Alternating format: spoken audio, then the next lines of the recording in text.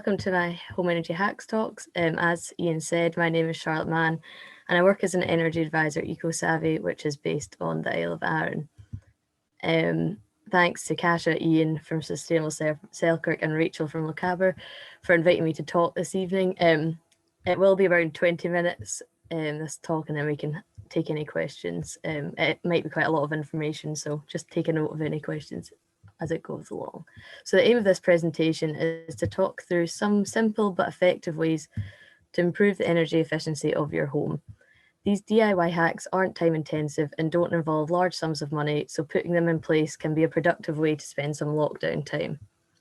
All of the tips that are suitable for my own house I have implemented myself, so I can share from personal experience that I have saved money and my house is definitely warmer than it was in previous winters. So first off, we have personal energy monitors. So they enable you to view your real-time electricity usage in energy used, cost, or carbon emissions. So some have additional features such as allowing you to set daily electricity usage targets or alarms to alert you when you have used a set amount of electricity. So most energy monitors are made up of 3 parts: a handheld display, which you can see in the image there, a transmitter, and a sensor. So energy monitors are designed to help you keep track of your electricity usage. You can discover how using different appliances affects your energy bills, and ideally it can help you cut your electricity consumption. So top tips for the energy monitors. It's quite easy to confuse energy monitors and smart meters as the display unit looks similar. However, a personal energy monitor helps you to understand your electricity usage, whereas a smart meter sends information about your usage to your energy supplier instead of you providing meter readings. So you can purchase a personal energy monitor like the one pictured for £40 and install it yourself, whereas a smart meter is free, but you have to wait until your energy supplier visits your area, and they have a deadline of 2024 for this, so it could be quite a long time you wait until you get one of those. I personally have the one pictured. It really helps me to see what the big users of electricity are in my house, and I can track my storage, heating, and hot water as well. So another big thing you can do is change your energy supplier. Electricity suppliers are increasing prices at an alarming rate, and unless you produce 100% of your own electricity, there isn't much we can do to change this. So the easiest option is researching different electricity suppliers to find the best one suited for you. While doing this, make sure you use your estimated annual usage to calculate your standard rate, and make sure to calculate how much the standing charge will cost you per year, as this charge is simply for you choosing their company and is not related to how much electricity you're using or the cost of it. So top tips for changing supplier. Although more expensive at the time of purchase, fixed rate prices for a year or two are a safe option, as no one can predict how much other tariffs will increase over that time period.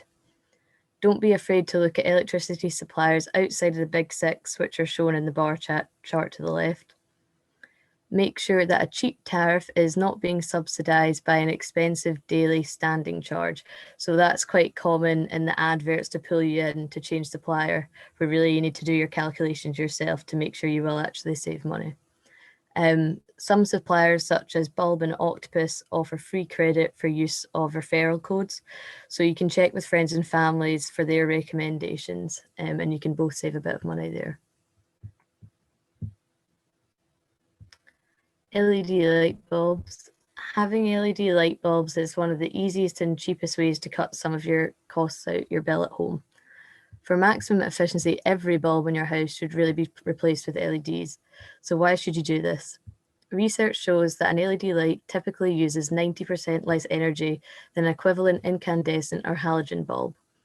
As a rule of thumb, if you have a 60-watt bulb, you'll be able to replace it with an 8-watt or 10-watt LED bulb, and it'll have a similar performance in terms of light output. Although a bit more expensive than your average light bulb, LEDs have a general life expectancy of 50,000 hours. That means if you use your lights for 10 hours a day, they should last 13 years. So comparing this to standard fluorescent and halogen bulbs, whose average life can be less than half of this. So the benefits of LEDs: they can fit all fittings, even strip lights. They produce a variety of shades of light, such as daylight and warm white. So I like to use warm white in living areas and bedrooms, and more of a blue light in bathrooms. They come on instantly, so there's none of the slight delay or flickering that you often get with older styled low energy bulbs. They generate little or no heat, making them safer alternatives to hotter bulbs. So this is one way you can work out what bulbs you currently have, which is quite often a common issue. Sometimes people have a mixture of bulbs currently in their house, so you can put the back of your hand close to the bulb, not touching, and feel the heat coming off it if it's been going on for a while. If there's a lot of heat coming off it, it's likely not an energy-saving bulb. By doing this, you can save up to £140 a year by changing your old light bulbs to LEDs. And another way you can identify if you already have an LED, if it has a kind of frosted glass appearance and you can't see a visible filament inside it. So downlight covers. You can install downlight covers above your spotlight fittings on your top floor, and you ensure that insulation goes over the top of them. They're made from a self-extinguishing and flame retardant material, so that's not a risk. And the benefits, they only cost between £5 and £15 each. They restrict heat loss to your loft. They reduce drafts from your loft. They minimise sound travelling between floors, and they stop dust and little beasties getting into rooms as well. So insulating your hot water cylinder is one of the easiest ways to save energy and therefore money. Although many people like to use the airing cupboard to keep bedding and towels warm next to the tank, this is a very expensive way to do so. Your tank is one of the biggest energy users in a household, which is no surprise when you think about how you're paying to keep litres of water above 70 degrees Celsius all year round. If you already have foam insulation around your tank, you should check the thickness. It should be at least 80 millimeters thick. From the table on the left, you can see how topping up your foam insulation with a jacket can save £20 a year in bills, has a payback time of around 9 months, and saves 100 kilograms of CO2 per year. By also insulating your exposed hot water pipes, you'll keep your hot water hotter for longer. So you should also check which diameter pipes you have to find the correct size of insulation. They're usually 15, 22, or 28 millimeters across. And you need hot water all year. So unlike space heating, you will save money by insulating your tank and pipes even in the height of summer. So top tips for this: pipe insulation improves heat retention within the pipes by 4% annually, which allows you to lower your water temperature setting. By adding an 80 millimeter thick tank jacket to an uninsulated tank, the heat retention will improve by 20%. A hot water tank jacket and pipe insulation together only costs around £20, so it's quite a bargain. Smarter showers. So having shorter, less powerful showers is another easy and cheap way to cut some costs out of your energy bill. Power showers work by taking in cold mains water and heating it instantly to the desired temperature. So this is just like an ordinary electric shower. However, they also use an electric pump to increase the water pressure. So you can see in the graph why power showers uses the most water out of the different types of baths and showers. An electric shower, rather than one connected to your tank, is often an unexpected major consumer of electricity. For example, a family spending 25 minutes in a 10 kilowatt shower daily could cost £182.50 annually. So it really does add up. So top tips: you should time your shower, keep your showers to no longer than 5 minutes, and use a shower timer to remind you if you like. Do not run your electric shower before you get in, as the heat should almost be instantaneous. Use a less powerful setting, such as an eco setting, to reduce your water use. If you have a mixer shower from your hot water tank, you can swap your shower head for an aerated one that blends water with air to give the feeling of more water than there really is. Alternatively, you can swap it with a regulated shower head that reduces the flow, as pictured on the left. These aren't recommended for electric showers, so just for mixer showers. And fix strips. Over time, the water that escapes from a dripping shower adds up. Get it fixed to avoid needless water waste. So chimney balloon. So you can see from the thermal image I took of a house on Arran on the left how much of their heat from inside the house is escaping out the chimney. From the outside, when I took this photo, I actually thought the fire was on or was lit, but it wasn't, and it hadn't actually been recently. To minimize this, you can insert a chimney balloon, sheep, or umbrella. So the benefits of these are the chimney balloons cost around £15, the sheep cost a bit more, around £30. Often overlooked, but an open chimney is equivalent to an open window for heat loss. Fitting a chimney balloon or similar is like fitting double glazing in a window. They both have a small vent to allow for ventilation. These are for use when your fire is not in use. They include a little tassel which will remind you to pull them out before lighting a fire. And even if you forget to do so, there's no fire risk, as chimney balloons are made of a special material which makes them deflate and melt when in contact with heat. So aside from energy saving and draft minimizing, they also prevent soot, dirt, and birds from entering when the fire is not in use. So this is if you have a multi-fuel stove, wood burning stove rather than a fire. A stove thermometer indicates when your stove is burning at its most energy efficient and optimum performance. It shows when your stove is overfueling, as each stove is rated to a specific kilowatt output, and attempting to raise this with more fuel will at best just waste the heat up the chimney, but at worst it will decrease the lifespan of the burner. It will also display when your stove is being underfueled, as running your stove too cold will cause an ineffective draw, blackened glass, and carbon monoxide slumping down the flue system. A heat-powered stove fan increases the efficiency of your multi-fuel stove or wood burner and circulates the hot air around your house more effectively.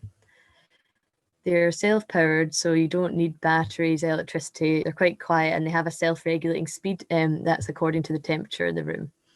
So the benefits of these are a magnetic stove thermometer costs £10 to £15. The stove fan costs around £25. You can get kind of deals on both of them at the same if you buy them at the same time. Together they're ideal for a room that gains most of its heat from the wood or multi-fuel stove, so the living room quite often. So a heated clothes horse. Using a heated clothes horse to dry your clothes are great in between if you usually use a tumble dryer or find your washing takes quite a while to dry in a standard clothes horse. They have a mains plug, can hold 10 to 15 kilograms of washing at a time. Some versions are collapsible to save space, like the middle one there, or come with a cover to improve the efficiency. As you can see in the image on the left, many daily household activities create a lot of excess moisture, which can lead to condensation and damp. So please note that when clothing is dried inside, it should be in a separate and enclosed part of the house if that is possible, such as a utility or spare room. And this space should then be heated and well ventilated to allow moisture to escape and air to circulate. So top tips for these. The average tumble dryer costs around 36p per hour to run, compared with around only 6p per hour to run a heated clothes air. So purchase price of a tumble dryer is around £200. It's only around £50 for a heated clothes air. You should still try and dry clothes outside when possible in the summer months. And if there's no nearby window or extractor fan where you're drying your clothes, you can purchase a mini dehumidifier and place it by the clothes horse while and just run it while it's drying.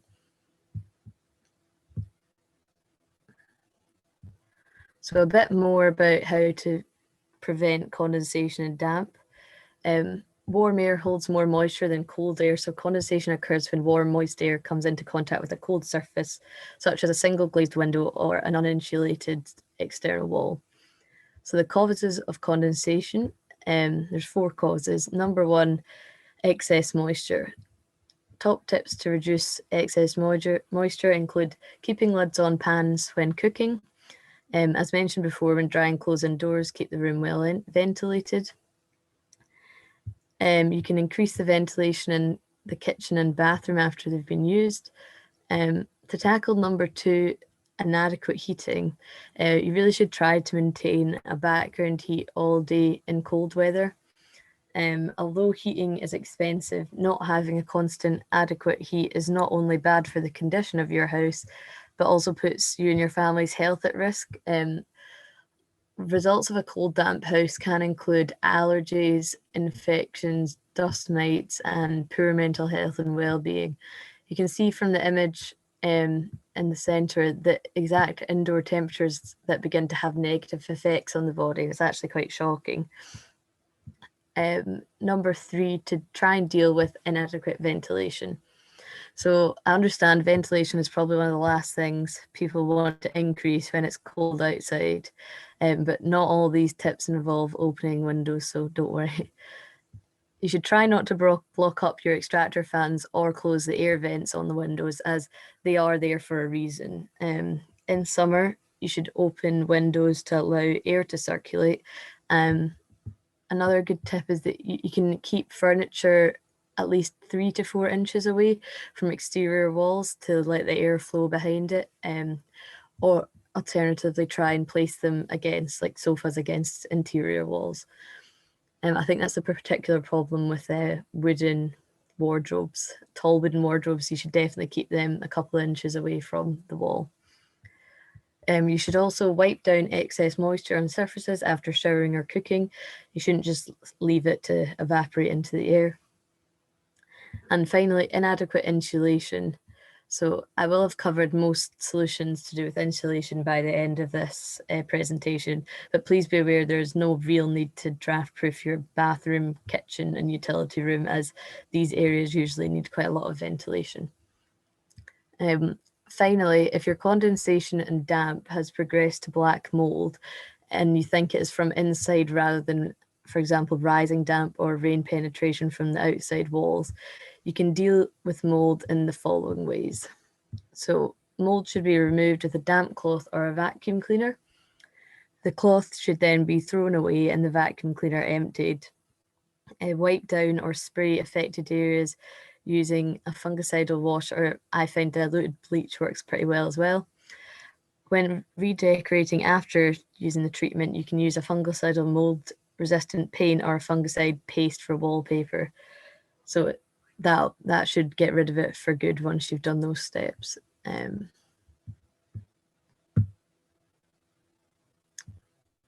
So insulate and reflect. So I find the heat loss diagram on the left really useful when prioritizing which part of your home need insulated. As the focus is DIY, I won't go into loft insulation, as this is not always possible and there isn't really a low cost substitute to talk about. So walls are the primary source of heat loss in your home, with up to 35% of your heat escaping. Applying insulative wallpaper to the inside of your exterior walls is a fraction of the price and disruption compared to internal, external, or cavity wall insulation. So make sure to buy the heavy duty paste that is recommended, and then you can wallpaper or paint as normal on top of it. So I've had a few people on Arran that have used this and we've got some good feedback. So if anyone is interested in this, I can share the feedback after. But yeah, particularly cold walls, and maybe for a smaller granny flat or a particular wall that's north facing, people have found this most effective to put up, and then yeah, you can just paint your normal color on top of it. So to minimize the 15% heat loss through ground floors, some cheap, cheerful rugs on well-walked, non-carpeted floors can help keep your feet and the rooms warmer. You can also maximize your radiators by applying radiator reflector foil behind them. So your radiator radiates heat both into the room and into the wall behind it. So if the wall is colder than the air, this can mean the majority of your expensive heat is heating up the wall rather than the room. So you can see an example of this in the thermal image I took in the center there. The heat's radiating up the wall instead of into it. So reflectors can help prevent this by reflecting the heat back into the room. The walls where radiator reflector foil will make the most difference is in exposed areas of the property where the radiator is situated on an exterior wall, especially under a window, which is where radiators are commonly placed, which is not ideal, but this could help. So up to 25% of heat loss can be from windows and doors, and a simple solution is buying thermal curtains for your draftiest or largest windows and doors. During the warm summer months, these window coverings will block out the sun's heat. Then in the winter, they stop the heat escaping through the glass and seals. Thermal curtains can also help soundproof a room. So secondary glazing. Referring back to the heat loss diagram, you can see that 25% of your heat can be lost through doors and windows, and replacing glazing can be really expensive. So most people these days do have double glazing, but sometimes it is old and starting to fail, or in my case, I have all double glazing except for one small cold skylight above my stairs, which is single glazed. So an effective and economical alternative to double glazed windows is secondary glazing or seasonal double glazing film. So I just cut mine to size and apply it to my skylight in time for winter, and then remove it in the warmer months. It's easy to take off and put on again. So the benefits of secondary glazing is that it costs £8 per 6 square meters, and that covers around 4 windows.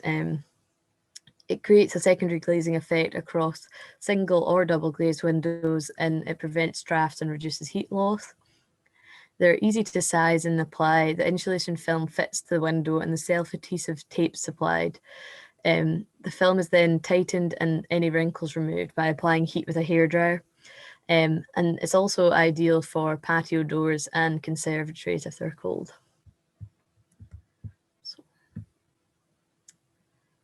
Finally, draft proofing everything.